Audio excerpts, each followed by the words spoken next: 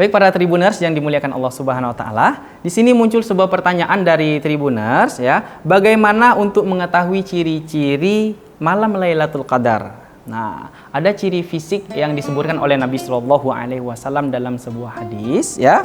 Ciri fisiknya adalah yang pertama, ya, ini adalah hadis dari Ibnu Abbas radhiyallahu anhu berkata bahwa Rasulullah Shallallahu alaihi wasallam bersabda, malam Lailatul Qadar adalah malam yang terang benderang. Ini ciri yang pertama, malamnya terang benderang.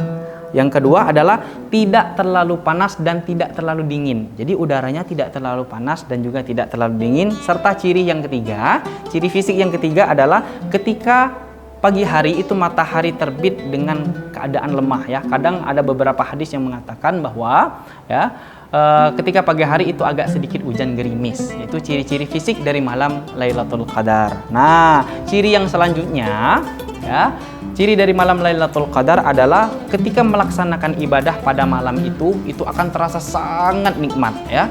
Tapi ingat, hal ini hanya dirasakan bagi orang-orang tertentu yang dikehendaki oleh Allah Subhanahu wa taala saja. Orang-orang seperti apa yang merasakan hal ini? Yang pertama adalah orang-orang yang memang pengen ada niat ya, ada niat untuk bertemu dengan malam Lailatul Qadar, itu yang pertama.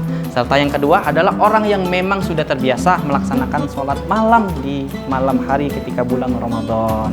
Nah, ciri yang terakhir ya, ciri dari malam Lailatul Qadar itu sering kita dengar bahwa ya, malam Lailatul Qadar itu terletak di 10 malam terakhir di bulan Ramadan ya, terutama di malam-malam yang ganjil ya.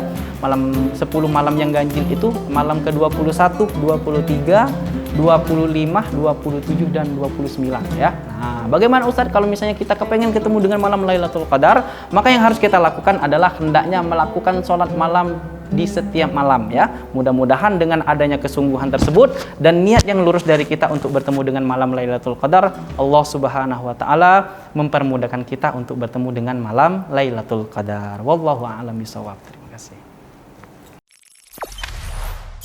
Jangan lupa subscribe, share, komen, dan like ya.